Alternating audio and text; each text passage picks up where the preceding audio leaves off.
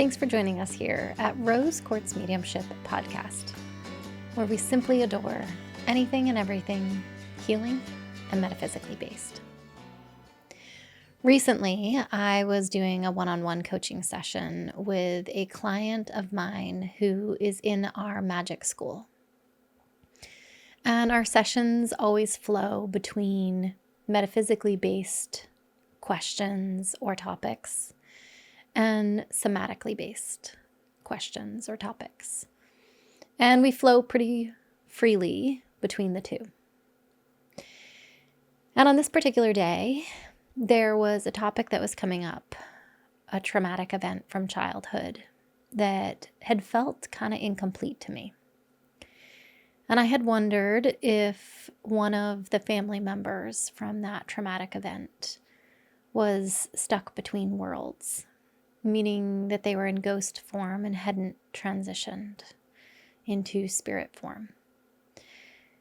But I also wasn't sure, given how traumatic the experience was, if the client was in a spot to have that conversation. And so the day before our session, we had text back and forth about a couple different things. And I said that I had wanted to revisit that topic because I felt like there was still something there. And so she came to the session saying, I think I know what the something is. I think the something is that one of my family members is stuck between worlds. And I nodded and said, yeah, I would agree with you. And she said, I'm not sure if there's still trauma stuck in my nervous system that I personally also have to look at. And I suggested that we start with the psychopomp, which is the act of helping a loved one transition to the other side of the veil. If they have transitioned or died, but they have not actually gone to the other side of the veil. And I said, why don't we start there? And then just see what is in your system, meaning her nervous system, after the psychopomp is done. So that was the plan that we went in with. And because she's in the magic school and she is learning all of these different energy techniques, I asked if she wanted me to lead the psychopomp or if she wanted to do it with my support. And she said, well, let me tune in and see if I can see my cousin. Her cousin transitioned or died years and years ago in a pretty traumatic accident. So she tuned in and she said, I can feel him, but I can't see him. And so I tuned in, and this very sweet young man was standing there holding a crate of fruit, which made sense to her because they were bringing a crate of fruit, grapefruit to be specific, as a gift. And I knew that there was a gift aspect to the way that he was holding the grapefruit. And so we chatted about that for a couple of minutes, and she said, I still can't see him. And her cousin started to talk, and I will say that because he was in ghost form, his communication wasn't as fluent as some other spirits may be. And so we started dialoguing back and forth, and she tried to see him and wasn't having good luck with that. She could feel him. She could feel his presence, but she couldn't visualize him, and she couldn't hear him. And she said, why don't you just go ahead and do it, considering we're here and it seems like he's in a spot where he's ready to transition. And I'll just feel what I feel and experience what I experience. And I said, okay. And as we started the psychopomp, this coaching client's father, who's on the other side of the veil, was meeting her cousin to help him with the transitioning process. And if you haven't experienced psychopomp before, it's a really, really beautiful, beautiful modality. And it's one that used to be very normal in our culture. We would help our loved ones who were transitioning to transition into spirit form. And our culture has moved away from that and moved more towards taking care of the physical body, but maybe not taking care of the spirit the way that we used to. And certainly the way that our indigenous elders did. And so her beautiful father showed up to help her cousin transition. And immediately I watched him, the cousin, hand forward a fragmented piece of soul to the father. And it would have been this young man's uncle. And it hit me in that moment that, of course, his uncle, my coaching client's father, had soul loss around the death of his nephew because it was a really traumatic accident. And ultimately, his parents were not able to make the decision about his life. And so my client's parents, this young man's aunt and uncle, made some really important decisions about the physical body because there was no longer brain activity.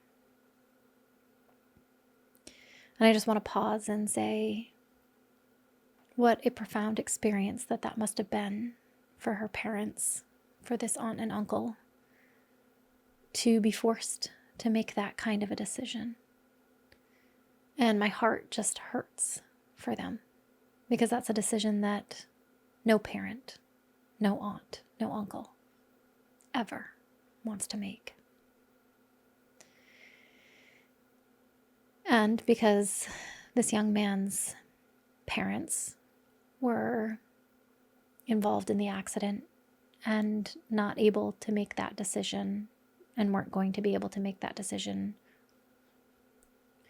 for who knows how long, the aunt and uncle made a really hard decision.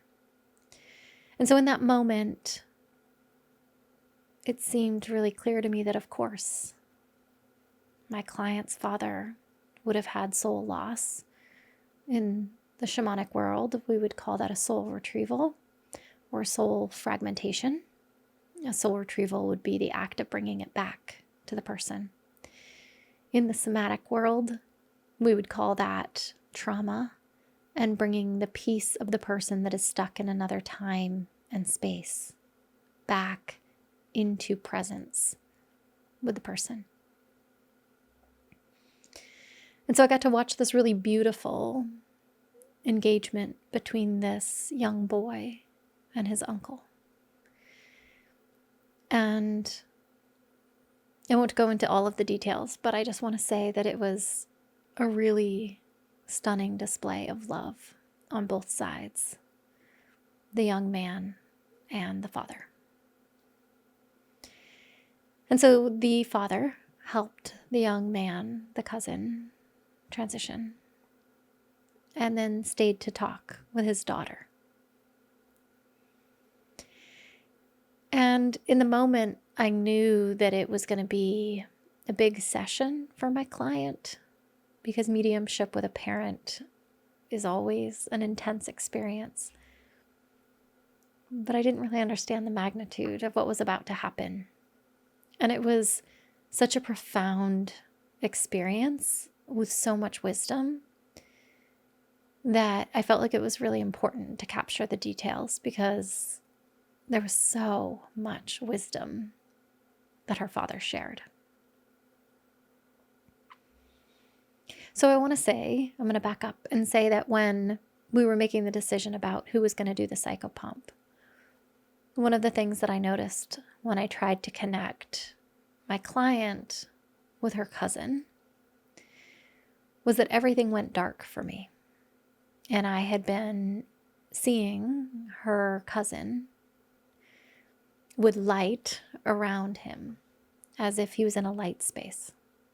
And when I connected the cousin with my client, everything went pitch black. And internally, I got really curious about that and realized that I could move into the light and could then visualize him again. And so in that, I asked her if she was only seeing black. And she said, yeah, I can only see black. And I said, can you rotate? Can you find the light? And she did. And then she could feel somatically, more deeply, the connection to her cousin. But she still couldn't visualize him. And so when her father stayed to have a conversation with her, he was explaining that she needs to come into the light, and that that's something that naturally I learned as a small child in understanding my mediumship. And so it's something that I've never had to really explore myself. I just automatically go to that light expression. And that there's a way to literally rotate into light if you're only seeing the dark. And I thought that that was such beautiful wisdom. And then my client was saying, I want to be able to hear my dad. I want to be able to have a conversation with him. And her father said that he was speaking to her and that she needed to turn up the volume. And he was showing me visually a very old radio with the knob that you can turn up the volume. And he turned it down so I couldn't hear him. I could see him talking, but I couldn't hear him anymore. And so I turned up the knob and I could hear him. And so I realized that he was trying to express to me, to express to his daughter, that she needed to turn up the volume. And so I passed the message along, and she said, yeah, but where do I find the knob to turn up the volume? And I didn't really have a very good answer for that, other than I think it's inside of you. I think you have to find it inside of you. And then her father started showing me a crossword puzzle. And I thought, well, that's really curious. He was a writer. And so words were something that were really important to him. And I said, he's showing me a crossword puzzle. And she said, yeah. And I said, did he do the crossword puzzle? Because I don't get the sense that he did. And she said, no, and nor do I. And I knew that there was something deeper there. And so I just kind of sat with it for a moment. And when I'm doing mediumship, sometimes my energy is out talking to the client. Sometimes my energy is in engaging with myself and the spirit. So I really kind of transitioned my energy back in and realized that her father was explaining a metaphor that I thought was absolutely stunning. That in a crossword puzzle, just because you can't see the word doesn't mean that you don't know what the word is. And he was trying to explain to his daughter that while she can't hear him, doesn't mean that she doesn't know exactly what he's saying. And I thought it was a really beautiful example. And she said, yeah, I get that. I get that. Because you know what the word is with a crossword puzzle, but visually there's no word. But you know what the word is when you're doing the crossword puzzle. There's just a profound sense of knowing. And then he started showing me Braille. And he said, you can't see the word, but you can feel it in your body. And he wasn't really saying word, he was saying communication with spirit. There's a way that the body reads words that are being said. And there's a way that the body listens and hears. And that if we're so caught listening for the auditory experience, then we might miss the fact that the body has already been able to read the braille. And that metaphor I thought was just such a beautiful metaphor. And he started showing me the way that I see spirit is that I actually don't look out. There's a degree of looking in. So it's almost like when I close my eyes, I look in and then the projection comes out. So I started trying to explain that to my client. Just like when I hear spirit, I'm not trying to reach out from a sensory standpoint. I'm actually going in, and that makes the sound out. And so it was this really neat way that her father broke down mediumship and helped me understand how it is that I do what I do. And he was trying to help his daughter understand how she does mediumship herself. And she started giggling. Her eyes are closed, my eyes are closed. And she starts giggling. And she said, I just had this really funny memory. And I said, what was it? She said, well, my parents took us on a trip, whitewater rafting and kayaks. But before we could go, we had to learn how to flip over in a kayak and flip back. And so my dad took us to the local junior high pool. And he'd drag the kayaks in there. And me and my siblings would get in. And we would flip over the kayak and then try and figure out what side is up, what side is down, how it is that we're going to flip this kayak back. And she started laughing and she said, this feels a bit like that experience where I'm kind of upside down and backwards and I don't know what way is up. And it's really frustrating, but I'm going to get the technique. And her dad said, oh, you can hear me. And she kind of laughed and was like, yeah, but it was my memory. And her dad explained something that I've heard before and used as an analogy before, but he did it in a more eloquent way than I have in the past. He showed me a Rolodex. You know, like when we used to have house phones and we'd have a Rolodex with all the numbers. And he was showing me how he could spin through the Rolodex of her memories and pull one out, which was what he had done about the kayaking in the pool and learning how to flip the kayak over and how to break down that technique. And it was such a neat metaphor. And he started to really explain, now, what's the meaning? What's the meaning of what I just said to you through accessing a memory of yours? Obviously, she got the meaning of the kayak. And he said, now let's play a game. Let's do it again. And so she sat in a very open, receptive place. And a memory popped in of when she was camping with her family. And they were in the middle of a windstorm.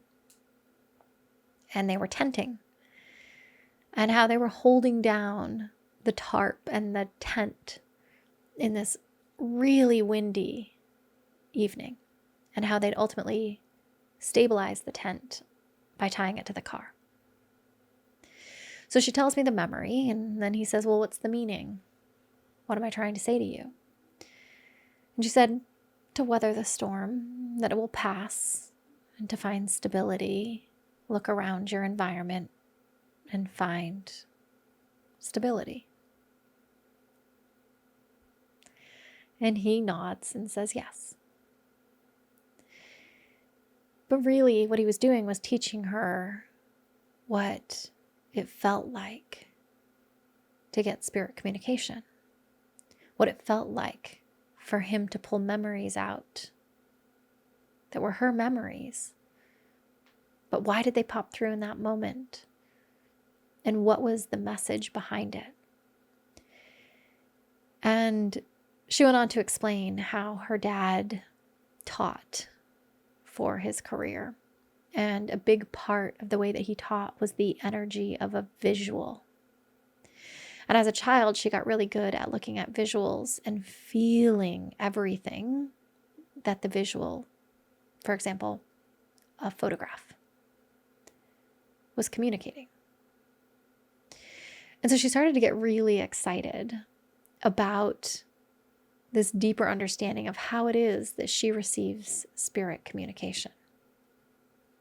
And she'd had experience where a spirit spoke and she could hear him. And she said, but why could I hear that? And that particular spirit showed up and said that he got a megaphone and he was screaming at her. And she said, well, it did actually energetically feel like he was screaming at me. And so she knew that she could actually hear spirit as well.